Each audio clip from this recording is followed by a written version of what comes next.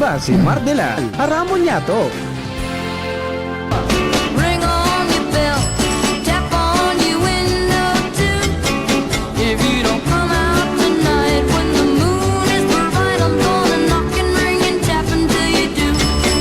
I'm gonna knock on your Mga tugang sa pangaran po ninyo, Director Mar de la Cruz, sinipang lalaking hindi inuumaga, si Henry M. Good morning pala dyan sa opisina ni Congressman Caloy Loria. Yan, nakulong palang kitang mga listeners dyan sa opisina ni Congressman Caloy. May short meeting, buda follow-up o kasubago.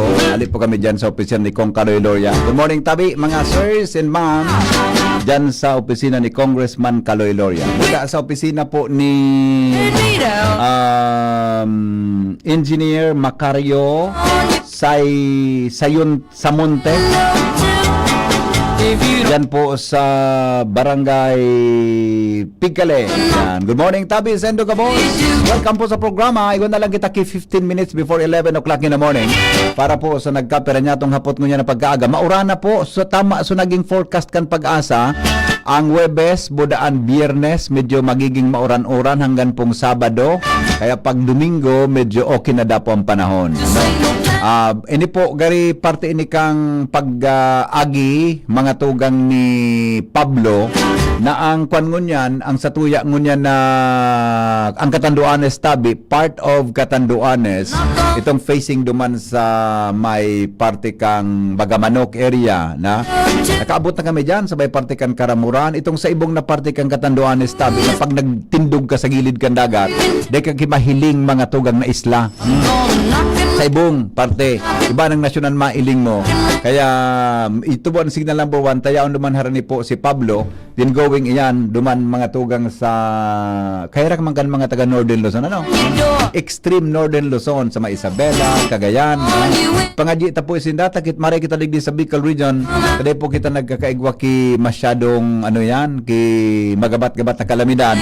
Apera po sa mga pagbabaha kan mga nakaaging aldaw.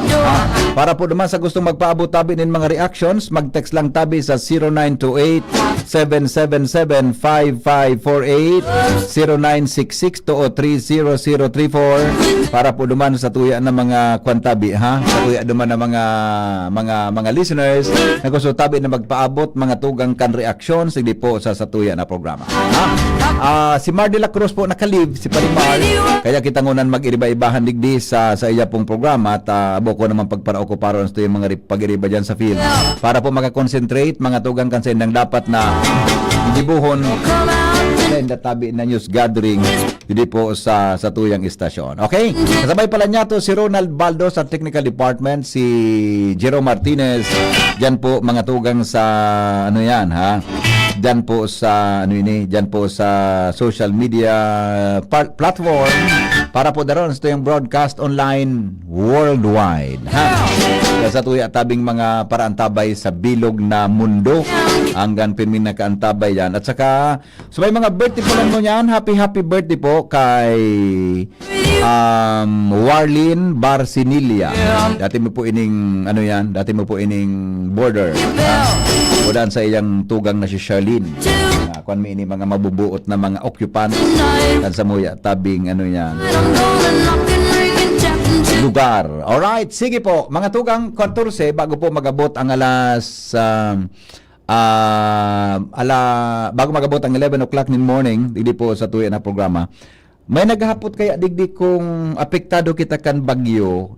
Apektado po sa parting Catanduanes, no? Ulitong ko lang, parting Catanduanes. Pero po sa Bicol region medyo po magiging mauran-uran.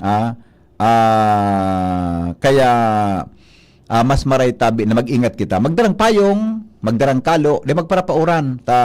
Paminsan po yan ang kaus sa mga tugang kan pag-uran, ay may minansipon. Pwede ang tabi na helang nyato na napapaabo kita, mga tugang ki biglaan. Ha? Ingat-ingat po sa bagsak mga tugang kang uran. Alright, sige. Aramontan mga dagdag na report. Hali po dyan sa luwas. Hindi po sa inyong programang Aramon Nyato sa DCGB na sa pangaran po ni News Director Mar de la Cruz.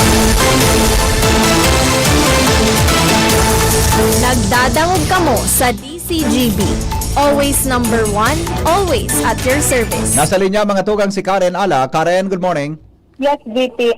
Kaibanan ko ninyo sa linya, si Provincial Administrator Can Albay, Engineer Raul Rocal. Dahil may nakabot sa tuyang informasyon na posible pala na ilist na ni Governor Noel Rizal na sa iyang executive order duman sa temporaryong pagsuspendir kan mga quali operation digdi sa probinsya kan Albay.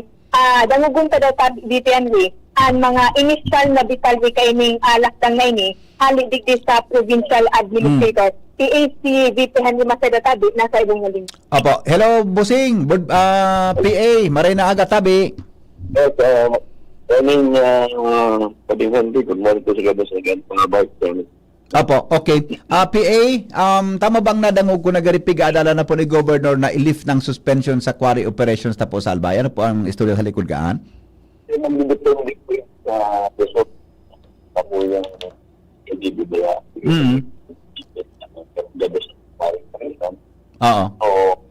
So, medyo tapos na rin sa tuyan. Ang inspection.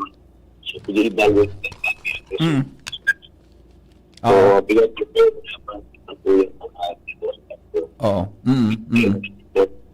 Opo. Asanda. PA, madali ang tabi, Provincial Administrator. Ta medyo, bako malinig ang signal, dahil po nasasabutan sa ere. sige. Kiranay ko lang naranay. Ayan lang, Oo. sige na po. Yan, Okay okay na. na po yan. Sige po. So, Go ahead, Tabi. kami, Pading Henry, depende ba kayo ni sa pikibutang report? Kasi nasabit na lang na pwede nang ibalik. Kasi pagtapos na po sa tuyang report, Oo. kasi kunyan, tatapos na po sa pag-inspect ang sa tuyang mga audit team, kunyan, pag-i-evaluate me ang mga result kan sa indang recommendations. Opo. So, patapos-tapos na, may mga date na lang na mga day pa na evaluate. So, baka sa Monday, no? Depende po yung kay Governor kung ibabalik na po Opo. ang quarry operations. Oo. As well as kung pwede na rin magbalik din Opo. mag-deliver outside Bicol region. I Kasi yung see. Batabi pa Opo. within Bicol region lang ang pag-deliver, no? Yeah. Maski apik suspend na lang sa quarry Pag-quarry, operations. correct. Kaya lang Oo. sa pagpaluwas ka sa tuyang quarry, apik tutukod at tabi, padalos mag-resign ng pag-request kay OTP, pero alagad within Bicol region lang. I see. So, pikpundo na tabi, so pagpaluwas ng baybay or aggregates outside Bicol region. I see. Opo, okay. So with that, kumusta po ang ang resulta kansen ng mga initial na pag-aaram sa mga quarry operations sa Tabi, PA? Base naman sa team. Di ko lang may divulge ka, boss, no? Yeah, okay lang po. Pero may mga mataram ko tabi na siguro mga 30% kang quarry operators dahil na makakabalik. Ayun. Oo. More or less, More or less. Yes. Oo. So, base kaya sa resulta kan sa tuyang audit team, talagang medyo naabuso. Iyo. Oo. Very rampant tuyang Oo. quarry operations. Oo. So, ini po base tabi sa resulta kang pag-audit, nahilig na pagtawi pa din na nakulo ng mga over-instruction. So, sa quarry permit pala tabi, Opo. iko yan na pigapod tanggar, itong geologic assessment report conducted by MGB. Yeah. Bako pala, Oo. conducted by a third party, Oo. validated by MGB. Opo. Okay. Usually po, Pero kita masyado parang na basis ka lang ito. Unyan, kaya nipigpaluwas na tabi ang audit team para mas ma-validate din eh. Pwede bang mga tabi pa din na Opo. sa records, igwapasin ng volume na tada. Pero pag ilikta sa actual, sa field, dahil na pala depleted na pala ng sendang area Yeah. or hazard to sa tabi. So, pwede ba na vice versa Opo. na sa karpalan niya na naubos na linda, pero pag validate na sa field, pwede pa pala, no? So, Iyo. arrogant Iyo. po, no? So, Oo. kaya mas Oo. magay talaga na actual inspection na mabalidate na. Iyo So, po. ini po ang magiging resulta ka sa tuyang report. Oo. tama-tama po, maabot ang satuyan governor dyan or sa aga. So may representar po ang satuyang report. Para mo tabi, pati, Apa. na maski sabihin topic, bawal ta na magpaluwas kang aggregates.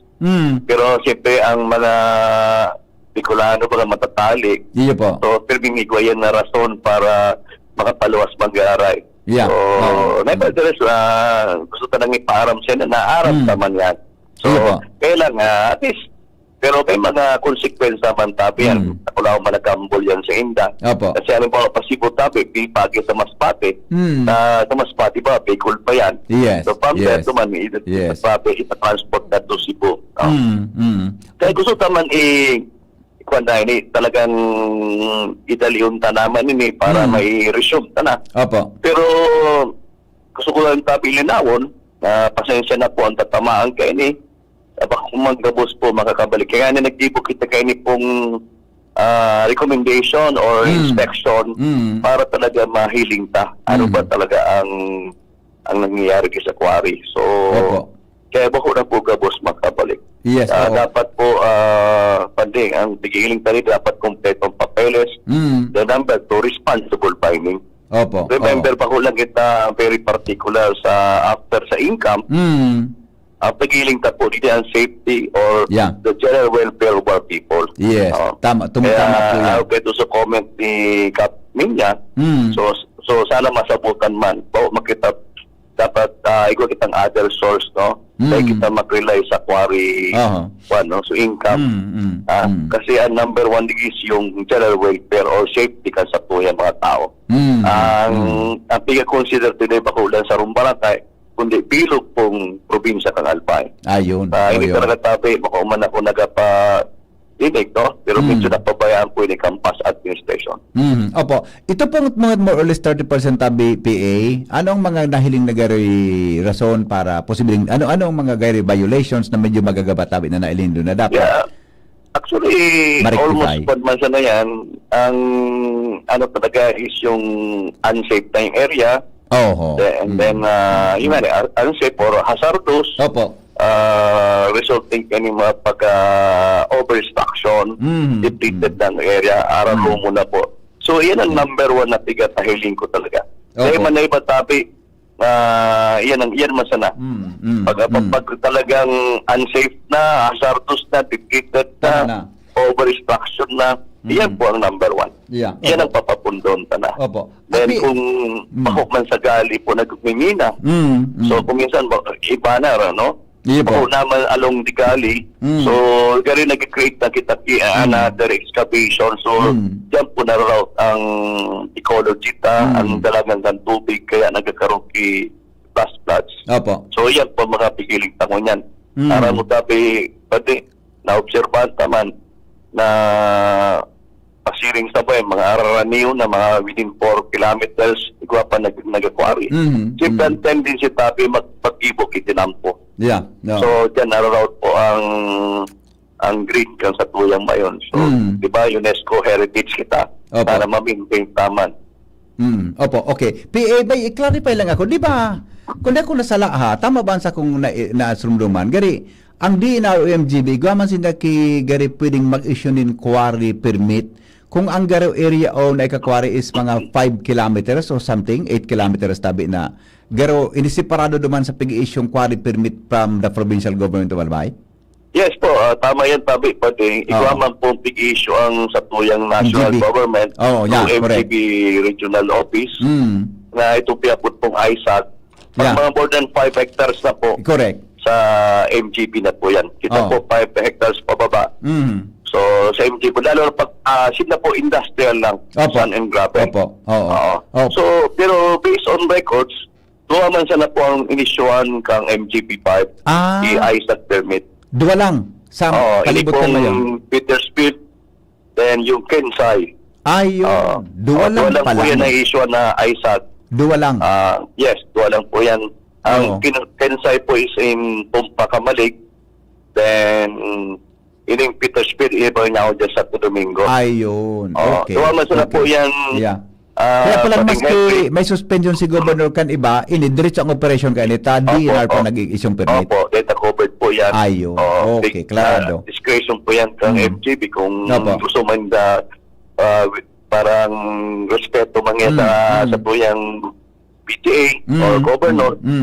Nanasenda po yung gusto man i-suspend ang quarry operation. I see. Opo. Pero pag-arog po kaan PA na ang nag-issue sa DNR, may naglog na yung kaan sa provincial government, tabi? Yes, ikaw man. So, income. Pero may man na sa national yan dahil mapapalig sa tuya sa BIR.